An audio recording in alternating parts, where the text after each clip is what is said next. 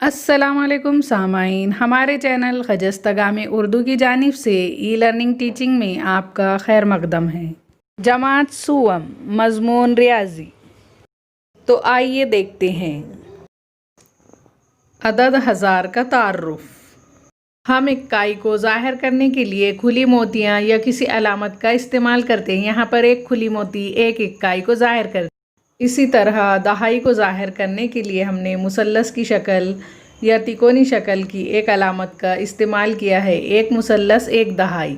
और सैकड़े को ज़ाहिर करने के लिए हमने बटवे का इस्तेमाल किया है, एक सैकड़ा एक बटवा।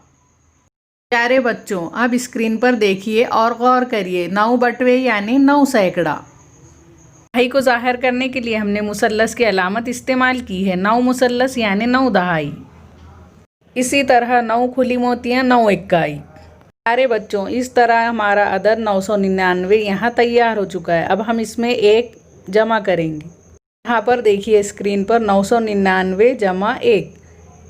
सबसे पहले हमने इक्काइयों की जमा की, 9 जमा 1 10, 10 का सिफर हासिल का आया 1 दहाई। अब दूसरा मरहला हासिल की 1 दहाई जमा 9 दहाई यानी 10 दहाई।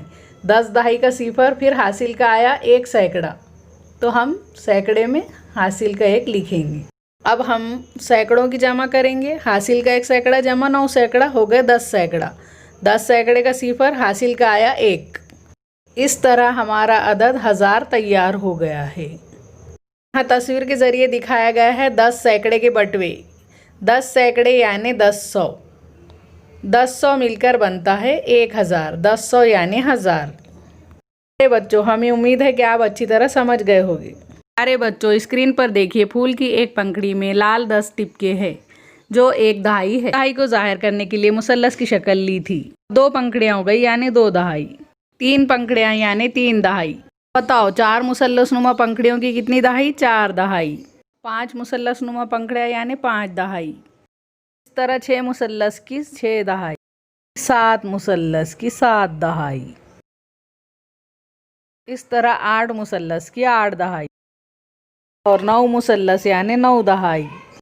इस तरह 10 मुसल्लस की 10 दहाई। 10 दहाई यानी 100।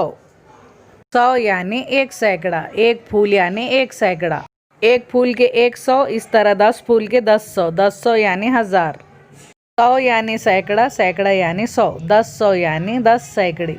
10 सैकड़े यानी 1000।